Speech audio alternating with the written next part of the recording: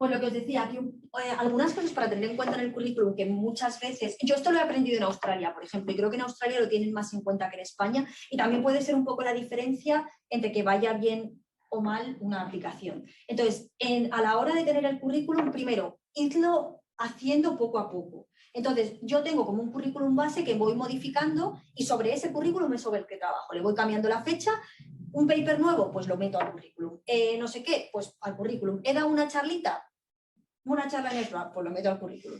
Entonces, un poco para que lo tengáis así organizado, y es una manera de ir viendo cómo vas evolucionando. También es un poco motivación, porque al final vas viendo que cada vez es más grande y, joder, pues también tiene su parte positiva. Luego, muy importante, de cara sobre todo si queréis aplicar a fellowships, bueno, no lo he dicho, pero la charla está totalmente enfocada a la academia. Entonces, si queréis dudas de industria o tal, no soy la persona a la que preguntarle porque no tengo ni idea. Pero bueno, para esto todo enfocado en academia. Vuestras métricas, ¿qué H-index tenéis? Ir viendo en Scopus cómo evolucionan el Estival, vuestras estadísticas, porque eso muchas becas lo piden y es muy importante tú empezar a ser, como estar familiarizado con ese tipo de cosas. Luego, participaciones en eventos. Eso especialmente en Australia lo tienen muy, muy en cuenta. El 3 Minutes Thesis, cualquier tipo de cosa que podáis hacer, alguna presentación que hayas dado, ir a congresos, que por ejemplo aquí en Australia no es tan habitual, porque la tesis es muy corta, no es tan habitual lo de hacer estancias científicas, porque claro, en 3 años ¿a dónde te vas a ir? Pero es muy importante y todo el mundo va a congresos, que yo hice estancias pero jamás pude ir a congresos. Entonces, es una cosa que es súper importante y si podéis llegar a presentar, pues mejor. Yo jamás he dado una charla en un congreso, por ejemplo, que es una cosa que no está en mi currículum y es bastante mala. Y aquí, por ejemplo, tenéis la oportunidad. También los congresos valen para hacer networking, para conocer gente que hace cosas que os puedan gustar. Bueno, pues tenedlo en cuenta. Luego, el tema papers. Los papers son súper importantes. Por desgracia, yo creo que se sobredimensionan un poco porque al final tampoco muestran exactamente lo bueno que eres, pero hay que tenerlos y pues cuantos más y mejores, mejor. Entonces, por desgracia es así. Entonces, por eso digo que intentéis más o menos sacar rédito de todo lo que hacéis. Si se puede publicar, pues a por ello. Luego, otra cosa que está muy bien en Australia son los programas estos de mentorship. Tú a lo mejor, Raquel, puedes luego comentar algo, pero es muy importante porque yo conozco mucha gente a la que sus mentores luego les han abierto bastante las puertas de cara a trabajo, pues te hacen cartas de recomendación y te recomiendan un poco todo. Esto creo que es súper interesante de cara a la industria, pero creo que también hay como orientación para tema académico. Y luego, las asociaciones profesionales también es algo que aquí se valora mucho y al final valen para dos cosas, networking en tu tema o, por ejemplo, pues esta misma asociación hoy han mandado un mail a la SRAP ofreciendo una tesis doctoral en un tema concreto, que al final, si estás en este tipo de asociaciones, pues tienes más oportunidades de conocer gente. Luego, oye, pues yo estoy en la de biomateriales de Australia, pues si en algún momento quiero volver, pues a lo mejor mando un mail allí, oye, ¿hay alguna posición en este tema? Pues se puede hacer. Entonces, siempre viene bien el formar parte de asociaciones, que yo es algo que, por ejemplo, antes no sabía y nunca he formado parte, nunca he hecho ni muchos eventos, ni formación, ni asociación profesional y creo que ha sido un poco un error. Si lo puedes hacer, creo que es una buena idea. Y lo que os comento aquí, las soft skills son muy importantes. Es como que no os dejéis nada a la hora de hacer el currículum, todo cuenta. Todo lo que hagáis es importante. Si habéis ido a un colegio a contar lo que hacéis en la tesis, si habéis tenido cualquier premio, por tonto que sea, de, mira, he hecho un congreso en mi grupo, hemos competido 5 PhD students y me lo han dado a mí, pues es un premio que tienes. Cualquier workshop que hayáis ido, de lo que sea. Por ejemplo, hay workshops de trabajar en equipo, todas esas cosas cuentan un montón. Soft skills, he ido a un workshop de escritura, sé hablar en público, esas cosas se valoran mucho de cara a un currículum y luego de cara a pedir una beca, una fellowship, te da también como muchas tablas. Yo creo que es importante. Entonces, esto es como un poco para empezar el currículum. Porque creo... Vale. Porque a la hora de empezar de empezar a escribir tu currículum para cuando acabas la tesis, tienes que pensar un poco que te tienes que adaptar. Y yo creo que esto es como la mejor opción. Yo cuando vine tenía ya una oferta de trabajo y creo que el primer postdoc, hacerlo en un contrato es positivo. ¿Por qué? Porque primero, si tú vas a un sitio con el que te gusta o que potencialmente te gusta, una vez lo conoces es mucho más fácil poder pedir una beca allí, aplicar para una fellowship porque ya sabes lo que hay. Entonces ya conoces un montón de estrategias con las que, vale, esto lo tengo aquí, esto no, tengo un colaborador para esto, por ejemplo. Entonces, normalmente las ofertas no son exactamente tu perfil, incluso aunque te las hayan hecho para ti, no son tu perfil. Yo la que conseguí aquí en UQ, tuve que ingeniármelas bastante para... O sea, tienes que como que venderte muy bien en algunas partes, porque, por ejemplo, aquí en Australia es la oferta de trabajo y tú como que tienes que... Son un montón de bullet points y tú tienes que ir llenando, vale, hago esto. Y a veces... Es como, es que yo esto no lo he hecho en mi vida. Pues de alguna manera tienes que adaptar tu currículum para que más o menos parezca que has hecho algo parecido. Y creo que adaptar el currículum a la oferta de trabajo es muy importante. Eso para concurso público, incluso aunque ya conozcáis el sitio. Si no, en general, vuestro currículum, si lo queréis mandar pues a un investigador porque os interesa, simplemente pues tienes que poner los papers, lo que os he comentado antes, papers, y no dejéis ningún detalle que hayáis hecho que pueda parecer importante para nada. O sea, es que si vais a clases de baile y tienes un equipo de baile, lo podéis poner como, mira, es que también hago esto. O sea, como que esas cosas son importantes. Y otra cosa que tenéis que pensar cuando estéis acabando la tesis es, primero, ¿dónde quieres ir? Yo en mi caso, vale, Australia. Perfecto. ¿Qué colaboradores tienes? ¿A quién puedes preguntarle en tu campo? Al país al que vas, ¿quién es interesante en este campo? Aunque no vaya a ir con esa persona, ¿quién puede ser un buen colaborador? ¿Cómo es el currículum? Claro, tampoco vas a lo mejor, si no te ha dado tiempo a publicar mucho, porque puede pasar, tampoco vas a decir, bueno, me voy a Harvard. Si al final dices, pues es que me ha ido un poco mal en la tesis, pues a lo mejor es mejor tomarte un postdoc en algún sitio de un par de años y luego ya puedes ir a un sitio a lo mejor un poco más top si no has podido. O es un poco ver también cómo estás tú, sin menospreciarte, que tendemos a menospreciarnos un montón y eso está muy mal. Por ejemplo, ¿te gusta dar clase? Porque, y esto creo que esto es algo que he aprendido aquí y es súper importante, si te gusta dar clase, la universidad. Porque teniendo la opción de la universidad, siempre te va a dar la opción de dar clase. Y hay muchas más ofertas de trabajo de profesor que de investigador. Y que es algo que a mí no me pasó. Yo estoy en la escuela de odontología y soy química. Yo no puedo dar clase ahí. He dado 10 horas de lecture que me ha regalado un compañero. Pero obviamente yo no puedo dar clase ahí. ¿Qué pasa? Que tengo compañeros que no han acabado la tesis que ya son lectures, porque no tienen gente de los que investigamos. Y es súper importante. Entonces, si os gusta dar clase y no os importaría combinarlo, la universidad es muy buena idea. Mirad el área de expertise, que yo creo que cada área es un poco adaptable, no es 100%. Pues mira, yo soy más química inorgánica, pero si me sale una plaza a lo mejor de química analítica, pues más o menos lo puedo vender. Eso también, cosas de tener en cuenta, ¿no? Más o menos. Y la última pregunta, ¿qué fellowships hay? ¿A qué puedes aplicar, ¿no? Y una última buena noticia. Los Early Careers son súper útiles para los grupos, porque tienen la posibilidad de atraer más becas y en las becas grandes que piden los jefes, normalmente si hay un Early Career, tienen más posibilidades de conseguirla, porque lo ponen como medio formación, hay alguien joven que trae algo fresco al grupo, no sé qué. Entonces, los grupos valoran tener postdocs jóvenes. Por eso digo que estos primeros 5 años son súper importantes. Y como que hay que empezar desde el principio, pues motivado. Creo que si te tomas unos meses, perfecto, pero luego empezar motivado y sobre todo sin agobio, porque a veces el primer postdoc es corto, es 1 año, por ejemplo, y estás desde el día número 1 súper agobiado, no me da tiempo.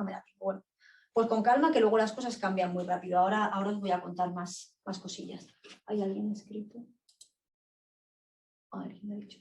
Perdón. Entonces, ¿qué hace un postdoc?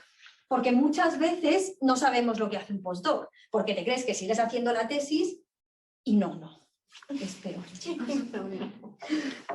A ver, normalmente, ¿qué tenemos que hacer? Pues es como un paso más. El problema de ser postdoc así como contratado o con tu propia beca es que tienes como muchas cosas que hacer, pero a la vez tienes bastante responsabilidad de laboratorio todavía. Entonces, tienes que empezar a aplicar para pues, grants, fellowships, lo que sea, porque claro, tú tienes 2 años y ¿qué vas a hacer 2 años después?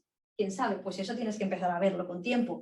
A veces tienes que dar clase, que eso también a veces pasa durante la tesis, o sea que eso tampoco es nada nuevo. Papers, claro, si estás acabando los de la tesis tienes que pues, organizar todos esos datos y prepararlo.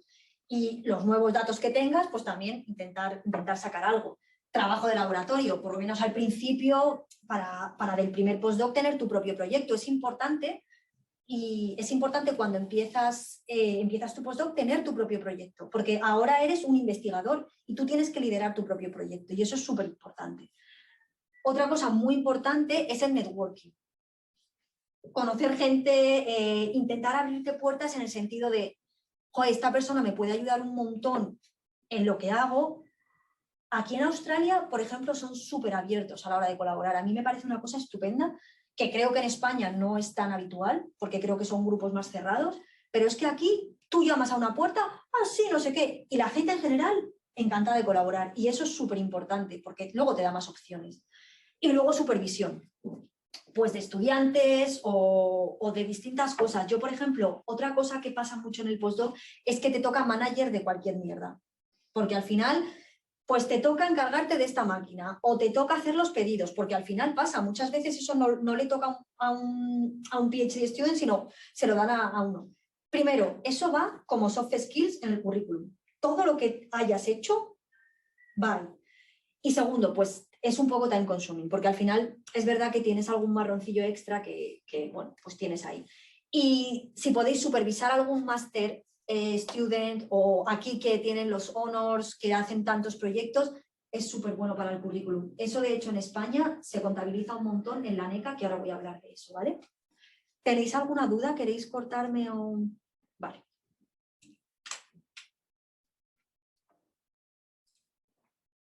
Vale, ahora voy a hablar un poco de becas en Australia. ¿Qué opciones hay en Australia?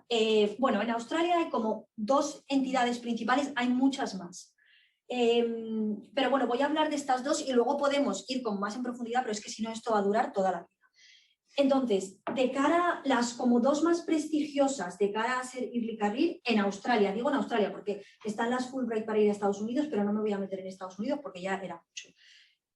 En ARC está la DECRA, que puedes aplicar 5 años desde tu fecha de lectura de tesis, 2 veces. Es recomendable aplicar como el 4º y 5º año. Y es difícil conseguir a la primera. El éxito de estas becas es bastante bajo. Yo he aplicado a la DECRA y saqué una nota malísima, la verdad. Pero bueno, no pasa nada. Ya lo volveré a intentar en el futuro. Pero bueno, sí que es un trabajo, requieren trabajo. Por eso digo que este tipo de becas requieren mucho trabajo personal, tener muy claro el proyecto, porque eso es un proyecto. O sea, estoy hablando de becas, son fellowships y estas traen dinero, porque tú tienes dinero para hacer tu investigación. Entonces, la DECRA es como más para Basic Science y luego, de lo que yo conozco, las NHMRCs son para más aplicación biomédica. Entonces, por ejemplo, el error que yo cometí cuando apliqué a la DECRA es que yo trabajo en la escuela de odontología. Pues me dirás tú cómo voy a vender un proyecto de ciencia básica allí. Pues un fail total. No pasa nada, de todo se aprende. Pero bueno, yo creo que más o menos ved vuestro campo e id viendo a lo que podéis ir aplicando, etc. La Early Career de las NHMRC es la Investigator, que es como la más junior. Súper importante, si os estáis planteando, para cualquier fellowship que voy a decir, si os estáis planteando aplicar, tenéis que tener muy buena relación con el supervisor y comunicación constante. O sea, en este tipo de becas, de contratos iniciales que se consiguen, el supervisor te reescribe el proyecto casi al 100%. Tú tienes tu idea, tú haces el trabajo, pero el supervisor es quien te va a dar el empujón. Entonces, si estáis pensando en aplicar con un grupo y el feedback del supervisor no es bueno desde el principio, mi recomendación, o no aplicar o cambiar de supervisor. Porque yo hablo de mi experiencia personal, para mí aplicar la DECRA, estuve 3 meses trabajando 15 horas diarias para que mi supervisor mirara el trabajo el día de antes de la submisión.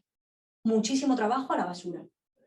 Y es una pena porque aquí en Australia, que es algo que no es tan habitual en España, bueno, en cualquier país anglosajón, de hecho, te revisan las becas, las universidades un montón, te las ponen súper bonitas. De lo que escribí yo a lo que me corrigieron en la universidad, hay un montón de deadline, pero te van ayudando, te ayudan en la submisión. Es una cosa estupenda como lo gestionan las universidades aquí y hay que tenerlo en cuenta.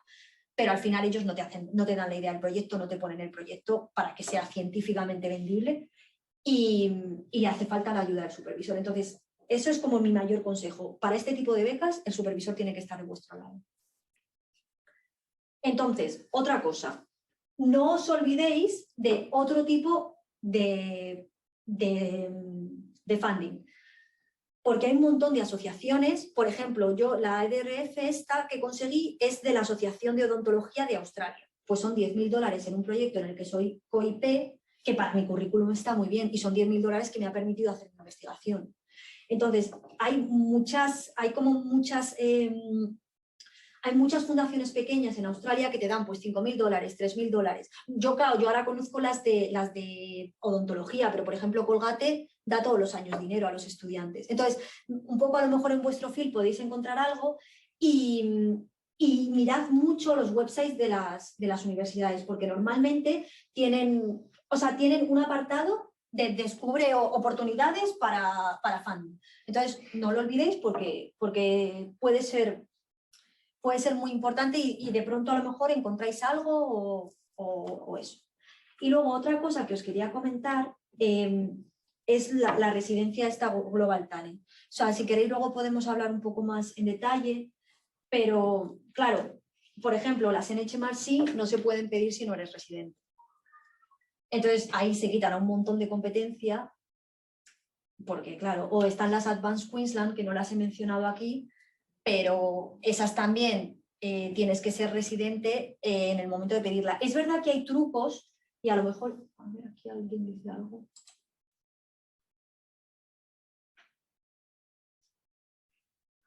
Sí, dice Lucía, lo de la diferencia entre contratos y becas. Sí, eso es que me lío con la terminología. Y luego dice Ana, Euraccess. Bueno, ahora hablamos de esto.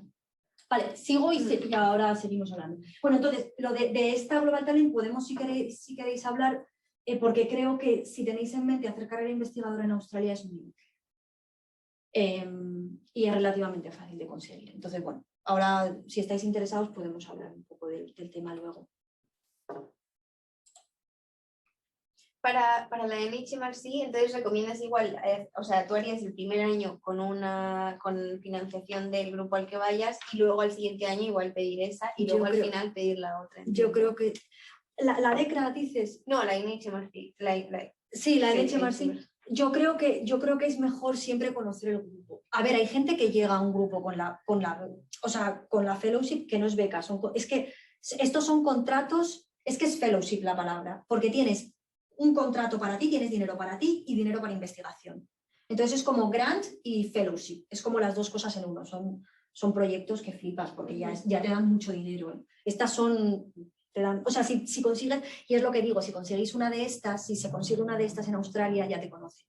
Ya una vez tienes la investigator, es más fácil que tengas la discover, que es la siguiente. Y luego es más fácil que tengas, no me acuerdo ahora el nombre, pero como la translational de no sé qué. Y luego hay otras aquí que son las MTP Connect, que esas son para traslación, que yo vine con un contrato de MTP Connect, que esas son para traslación a clínica. Que también, pero esas son en general mucho dinero, lo que pasa es que eso, que es un poco traslación, hace falta un grupo como muy multidisciplinar. Pero bueno, si tenéis dudas podemos luego hablar de ello. Y eso, yo creo que siempre es mejor conocer el grupo, es mi opinión.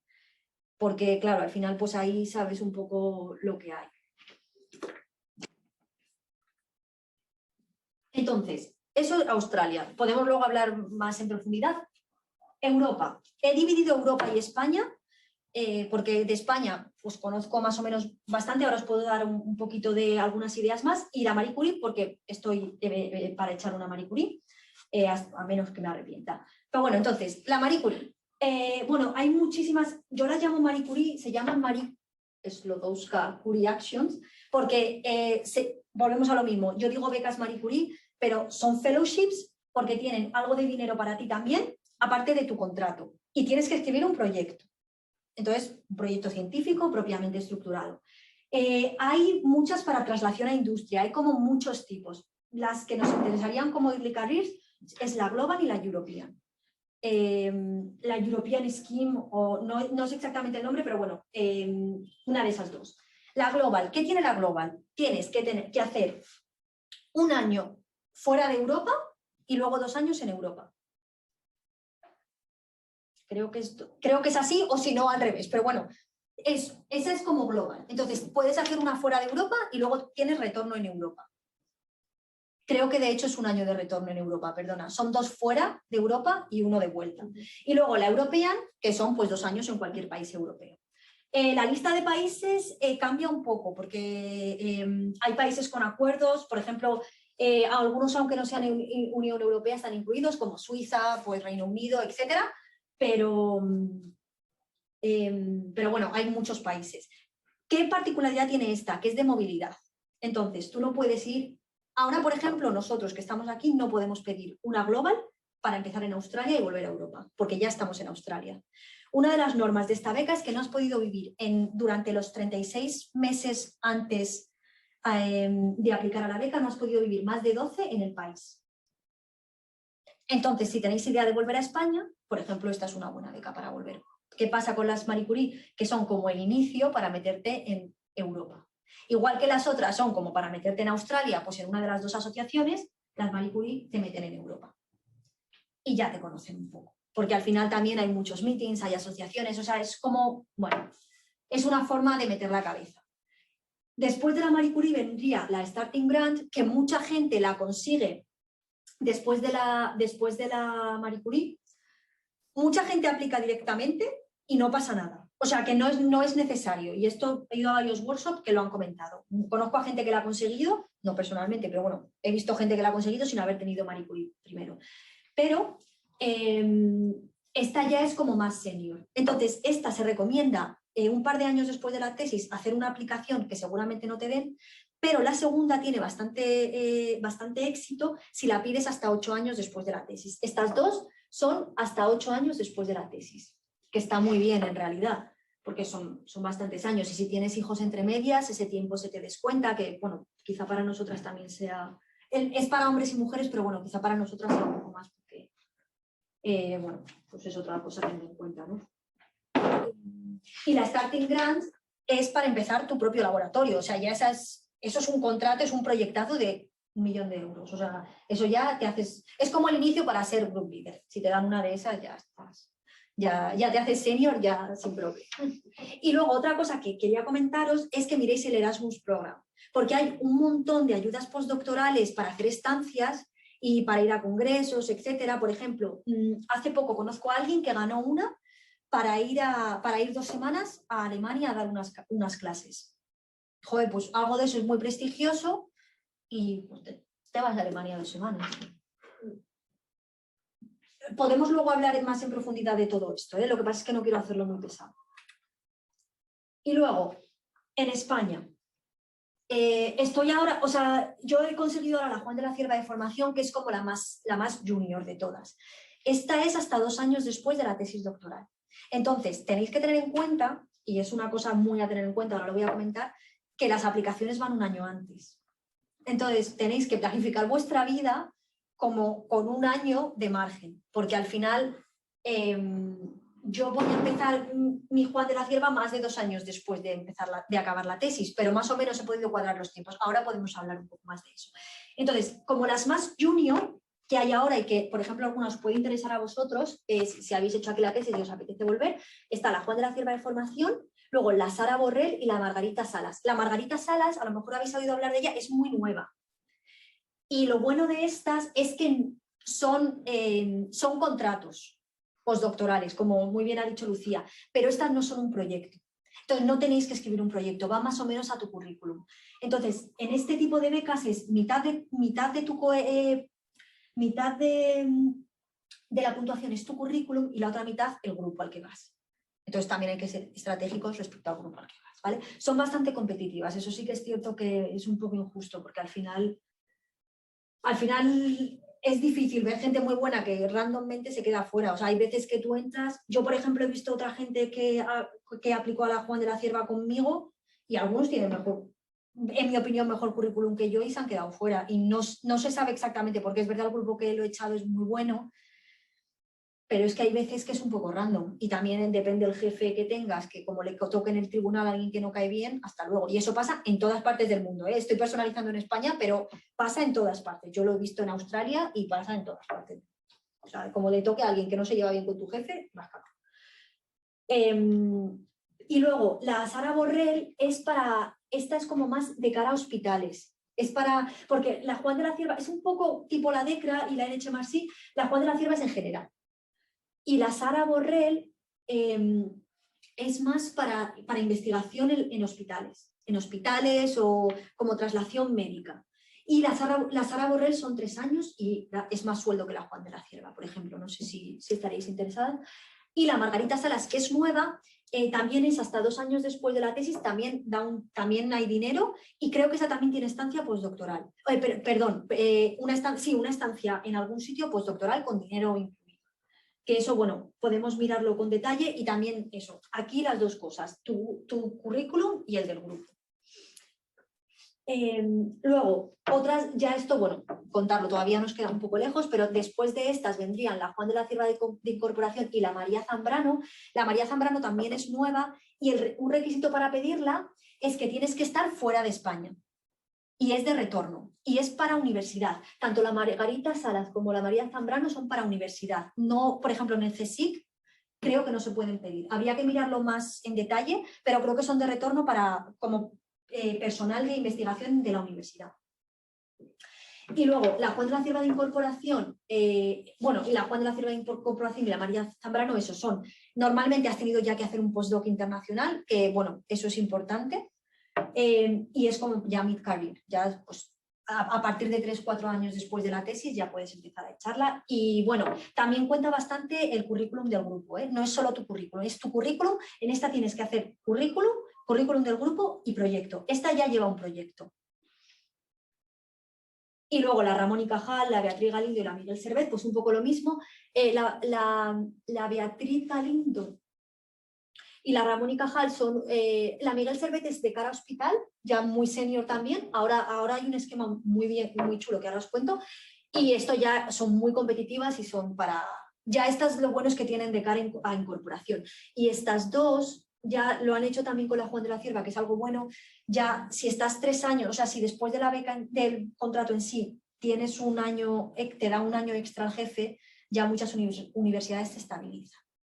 Entonces, bueno, pues también es un poco... Y si has podido dar clase y sale una posición de ayudante de doctor, te puedes ir quedando. Lo que os decía, ¿queréis dar clase? Tenéis que echar la NECA. Cuanto antes la echéis, mejor. Necesitáis firma electrónica para eso, que para mí conseguirla fue pues, muy interesante. Es un poco una acreditación de que puedes dar clase en España.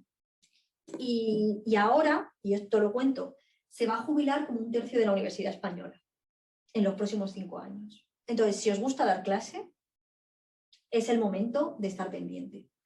Porque no van a poner todas las plazas, o sea, no van a reponer todas las plazas, pero van a salir plazas. Y mucha gente ya se ha ido estabilizando en los últimos años, mucha gente que era mucha competencia para nosotros, pero es verdad que los próximos años son, yo creo que un poco esperanzadores si quieres ser profesor de universidad. Estoy intentando ser positiva, que luego lo mismo me decís en 2 años, mira, Nati, era toda una mierda.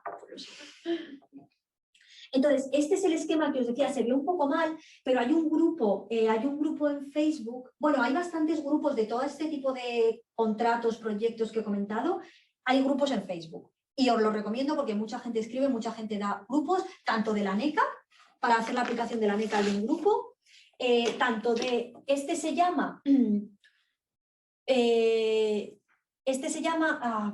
Beatriz, Juan de la Cierva, Ramón y Cajal, Beatriz Galindo, Sara Borrell, uno de esos como ayudas postdoctorales en España y tiene este esquema que pues la verdad es que está muy bien porque te das cuenta de que no he hablado de todas las opciones, pero por ejemplo hay muchas propias de comunidades autónomas. Esto es para hacer la tesis, pero también postdoctorales. En Madrid, por ejemplo, hay unas que se llaman Las Talento, que son 4 años de postdoc, que están muy bien. Son competitivas, son muy competitivas, pero están muy bien. Esas serían equiparables a la Juan de la Cierva de incorporación, porque tienes que escribir proyecto, pero bueno, por ejemplo, esas están bien, que yo sí que las conozco. Y bueno, lo que os decía, ¿no? Aquí esto está muy bien, vamos, la presentación la puedo pasar sin problema. Como los años, ¿no? 4 años de tesis, los 5 años de early career, lo que os decía, luego los 8 años después, que es ahí mid career, y ya después, pues, un poco la estabilización, ¿no? Que ya, pues, ya es hora en algún momento. Bueno, y otras dos asociaciones que conozco, o sea, 2 fundaciones que dan bastantes becas postdoctorales y que son muy interesantes son la Ramón Areces y la Martín Escudero. La Ramón Areces, de hecho, participa en la SRAP, es colaborador, ¿no? Sí.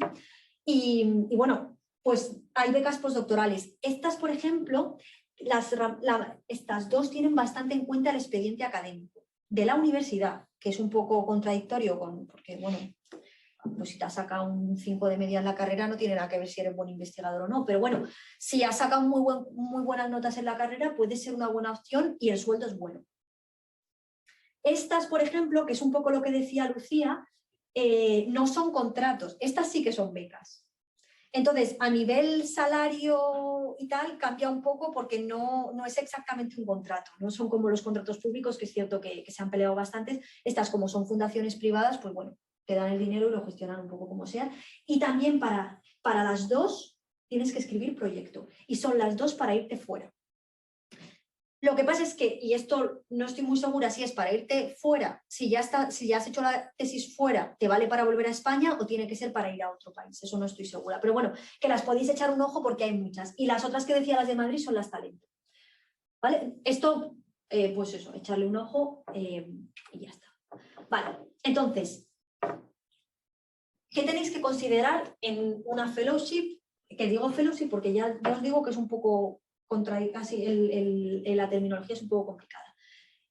¿Cómo es la aplicación? Si es solo poner vuestro currículum y el del grupo, o también hay que escribir un proyecto, porque si tenéis que escribir un proyecto necesitáis más tiempo, que es importante. El sueldo, porque al final se nos olvida, pero es que trabajamos para ganar dinero. Porque al final, pues, luego te das cuenta que hay sueldos un poco miserables. Y bueno, pues eso es otro tema, ¿no? Pero también es importante el saberlo, o por ejemplo, si estás entre la Juan de la Cierva y la Margarita Sala, pues la Margarita Sala tiene más sueldo, por ejemplo. Las opciones de movilidad que tengáis, dónde queréis vivir, dónde os apetece ir, pues también eso es importante. Yo bueno, tengo varios ejemplos a mi alrededor, porque yo hice la tesis en un grupo bastante grande y, por ejemplo, de los que hicimos la tesis, un compañero no podía irse de España por motivos personales, entonces pues ha desarrollado mayormente su carrera allí. Otra persona dejó la investigación por completo, hizo el máster de profesor y ya está, después de la tesis. Y otra persona, yo me vine aquí y otra persona, durante el principio de la tesis le costó un poco publicar, pero luego le ofrecieron un año de postdoc. Durante ese año trabajó mucho, consiguió como sacar adelante varias cosas y luego consiguió un postdoc y ahora está en Europa, en otro país. O sea que bueno, que hay muchas formas de hacer el mismo más o menos, bueno, distintos caminos, pero muchas formas de ir progresando, vamos. Luego, las colaboraciones que tengáis, porque, por ejemplo, si estáis haciendo una propuesta científica y veis y hay una buena red de colaboraciones, pues eso te lo van a valorar positivamente. O si no las necesitas, porque lo tienes todo en tu laboratorio, eso es importante. O colaboraciones de cara, voy a llamar a esta persona porque a lo mejor me puede ayudar con esto, o a lo mejor tiene un contrato para mí. Es importante considerar eso. Y luego, tengo dinero para hacer mi investigación, porque también, claro, yo ahora con mi Juan de la Cierva no tengo dinero asociado para mi investigación. Entonces, yo he tenido que adaptar bastante lo que voy a hacer, mi nuevo proyecto, con el grupo, porque no me van a estar comprando a mí cosas, ¿sabes? No puedo llegar con una idea de bombero de, pues yo voy a hacer esto. Pues no, porque no me van a empezar un laboratorio nuevo para mí, mi propio jefe, ¿no? Bueno, pues son cosas que hay que tener en cuenta. Y bueno, pues más o menos ya está, que he hablado mucho. ¿Qué creo que ahora podemos un poco hacer un rato de debate de qué opciones hay, qué queréis, vamos, también los que estáis allí en casa, cuál es vuestro background, entonces podemos ver qué opciones a lo mejor serían mejores, dónde habéis estado trabajando, un poco en qué, y luego os interesa la academia o queréis ir, porque si queréis ir más hacia industria, pues lo que he dicho es que lo borráis ahora mismo de vuestra cabeza. Pues eso. Así que nada, no sé si queréis comentar algo.